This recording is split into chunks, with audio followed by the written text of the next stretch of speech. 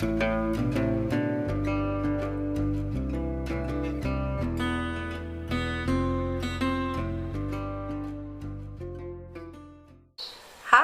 welcome to Anything is Possible. I'm Tamara, and I live at Lake Chapala in Jalisco, Mexico. I have lived here since June last year when I drove down with my animal. Today I'm going to talk about the differences in time and the concept of time here in Mexico.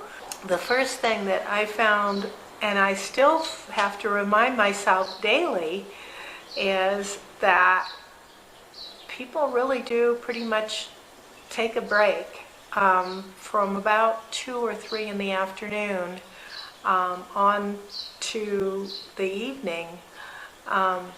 So if you want to get something done, you really kind of have to schedule getting up in the morning and getting going, because businesses primarily are open between sometimes 9 o'clock or 10 o'clock to about 2 o'clock, sometimes 3 o'clock. There is some flexibility there, but for sure between 10 and 2, you really have to get most of your shopping and errands done, at least in this area. Businesses such as dental offices, medical offices, banks, other professional offices, and hardware stores are all open fairly early in the morning. The hardware stores near me open quite early for the construction crews to go pick up the materials. So I would say they open about 8, but most things open around 9 or 10 in the morning. And often they stay open quite late. Like veterinarians are often there until 6 at night.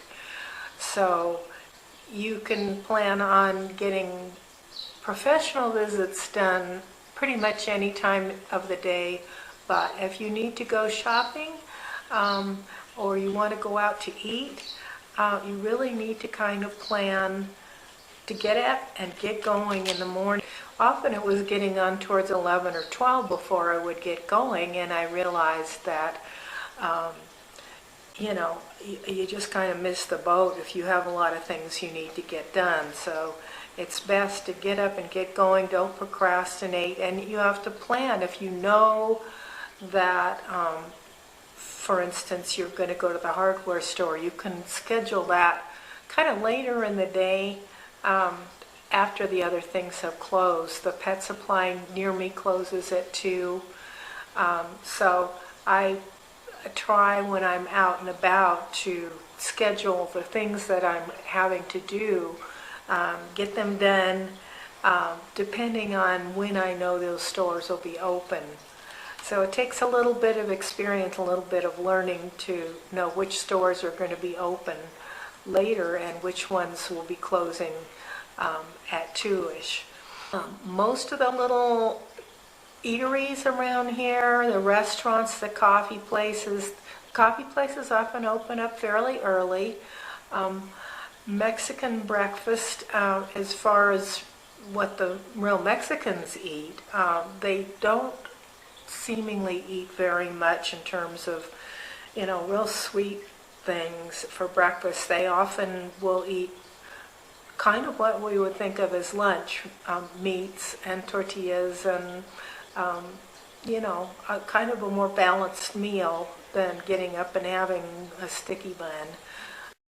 Although some of the markets do have breads and that sort of thing. When I walk Wookie, I usually am up by 8, and I walk him, and the little street places that serve food, they'll be up early, have their places set up, and they'll be cooking. They set up a gas burner and pots, and there's one place we walk by a lot, and they have a big pot, and they just are boiling chicken first thing in the morning. It smells so good. People tend to eat their main meal between 1 and 3 in the afternoon, and then businesses are closed, and people tend to just sort of hang out and take it easy. In the summertime, it gets pretty hot, at least here, and it's kind of a nice schedule to get into, is to eat your main meal middle of the day, which they always say is a healthy thing to do anyway, and then just relax for a while with friends. For me, I eat and I just get inside and keep the place cool. Sometimes take a nap for a while and get up again a while later after I've rested. But it keeps you inside and keeps you from working out in the really hot sun. If you live in a town that has a Zocalo or a central area, often there's a plaza. People tend to congregate there at night, and all families come, and there's usually little food stalls and places selling roasted nuts and ice cream and fresh fruit. And so people congregate at night, and usually a meal is very light, maybe a taco or something like that, and some ice cream. And take it easy and don't eat real heavy meal at night. There are restaurants around here that are open in the evenings because there is a very large gringo population, and the gringos tend to eat a big meal at night, and so those do cater to the gringo population. But I would say by and large, the Mexicans they'll get together after work, walk along the lake, congregate, have some snacks and picnic lightly with their family. And some of the markets around here have like little tables set up, and people come and they sit with their have a cerveza, beer together.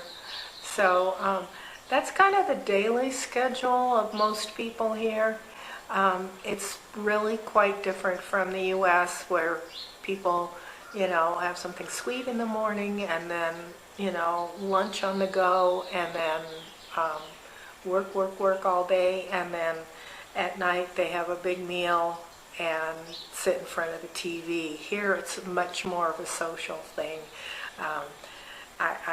I'm sure there are people that sit in front of a TV, but by and large, I would say a lot of Mexicans, even these guys who have worked really hard all day on construction jobs, and when I'm in Chapala, you see them with their wife and kids down by the Malecon, walking and enjoying the evening air, having an ice cream, and they're out with their family and they're socializing. It's a very healthy environment, really. I enjoy it a lot.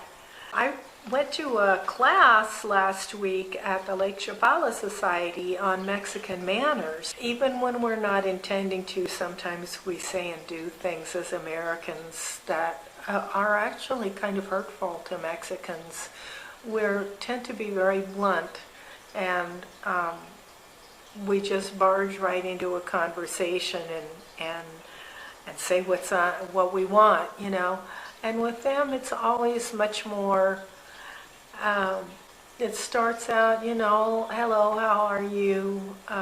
And if you know their family, how are their family doing, etc.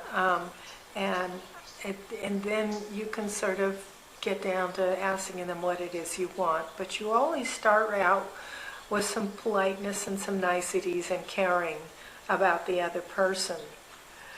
But in the class, he covered some about the Mexican concept of timeliness, and I found it really interesting because there's some things that are hard and fast. I mean, Americans say, the party starts at 6 p.m. and and you're expected to show up, pretty close to 6. I mean,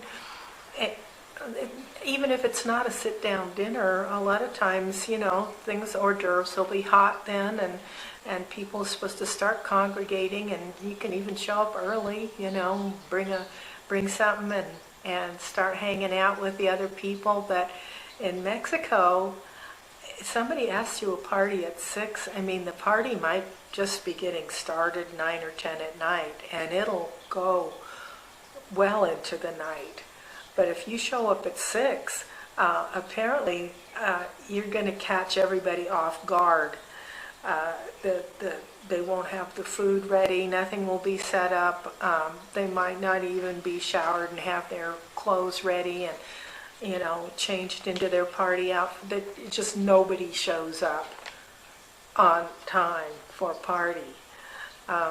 And even I went to something over the weekend. It was supposed to be a benefit for people that have problems with the water quality here, and they get kidney disease and that sort of thing. So it was supposed to be a benefit for some of the people that have been dealing with health issues. And they had said that it would start serving at 9 in the morning. And it was going to be this huge street meal. I mean, all kinds of Mexican food. And I thought, well, that would be a really good thing to do. So I went by, and I had a few other things to do while it was in Ajijic, and so I said, well, I'll do these other things too, and we'll just figure the day out as we go. And so I had one other thing to do first, and then I wandered down to the area where this big feast was supposed to be, and there was nothing there. And I ran into a couple of other women. One was from Canada and one was from Oregon, actually, and they said that they had gone by and they were just barely starting to set the tents up at 9.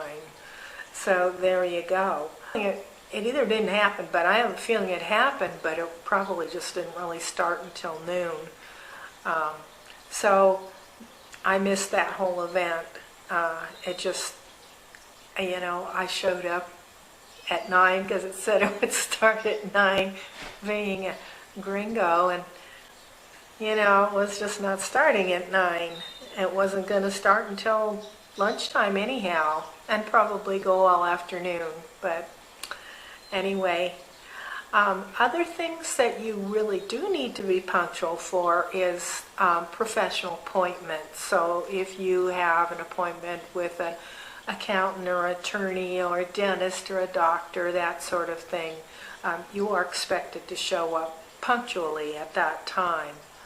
Weddings, that sort of thing, you aren't necessarily expected to show up when it happens. A lot of people, you know, they'll show up in the middle of the ceremony or after the ceremony for the reception, and nobody holds it against anybody. Apparently, it's very loose definition of punctuality and time in terms of that.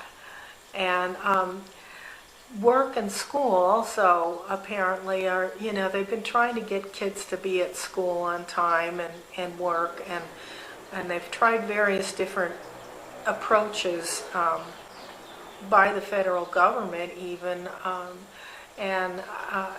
You know, I guess apparently that incentives are better than punishment. So I don't know a lot of details about that, but that was covered in the class, and it's kind of interesting that even with school and work, people tend to be kind of laissez-faire about the time that they show up. But it's a little stricter, you know. I mean, the ones that show up are definitely do better than the ones that don't. But if you have someone coming to your house to do work, you know, and you say, okay, I need some electrical work done, and they go, oh yeah, okay, and they said, well, can you come next week? And they're like, oh yeah, sure, you know, like what day? Oh, well, you know, probably Tuesday. You're probably not going to see that person, like maybe never. You really have to, with any kind of work like that, you have to nail down a specific time and a specific date. You want them to show up at 2 o'clock in the afternoon on a Wednesday, next Wednesday, and confirm, and then you call them a couple of days in advance remind them, and then the day before go confirm it again with them. Call them and make sure, or use WhatsApp, which is what everybody here tends to use, especially if you don't speak Spanish well. You can cut and paste from Google Translate into WhatsApp and have a conversation with the person. But you just need to remind them, and confirm and have a specific time. Otherwise, it's just not going to happen. Mexicans apparently conscious about not hurting other people. So their concept of things, they don't ever really want to say no. So if you ask them, can you do this, they won't tell you no. They'll tell you, oh yeah, can you repair this, that, or the, oh yeah, I can do that. It's hard for them. It's best to set things up so that they can, and maybe ask them for a recommendation. You have to learn different ways of going about things. Ask them for a recommendation if they know someone that's a good electrician or something. They'll be able to pass a job on to a friend who is a good electrician, rather than asking them if they do electrical work. They won't want to say no, because they want to be able to please you and to be agreeable. So it's really, it's really different. And so this goes along too with the thing, if they don't show up with an appointment that you set, you aren't going to get anywhere if you call them and read them the riot act and tell them how upset you are and that you set your whole day aside and blah de blah. What you need to do is call and say, oh no, are you okay? I was expecting you and you didn't show up, so I hope everything's okay. I hope your family's okay, that maybe you got in an accident or something.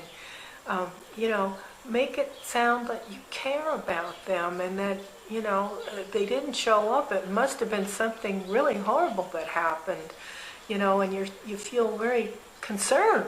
It's a very different way of going about things. Rather than getting irate and flying off the handle at people, you give them some love instead. You give them some kindness.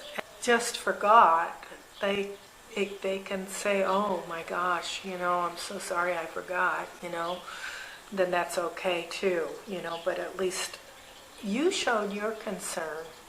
And then the ball's kind of in their court, and they can set up another time that will work for them. But anyway, I learned an awful lot about social interactions, and it's all about, really caring about the other person and being concerned for them and showing that you care, and not cornering them and making them feel bad. You could just sort of give them various options, to pick from, rather than giving you an answer, yes or no. I think the hardest thing for me was actually learning that, after 2 o'clock you can pretty much write off an awful lot of things during the day. You're just not going to really find a lot of things open that you really want. If you want to shop for plants for the garden, get it done before 2 in the afternoon, because the viveros here are, they'll probably be closed. There's some that are probably going to be open, but they're going to be hanging out, eating lunch, and you'll interrupt their day. So it's best not to do that. Anyway, once again, I hope this was helpful. Have a great week. I'll see you next time. Bye.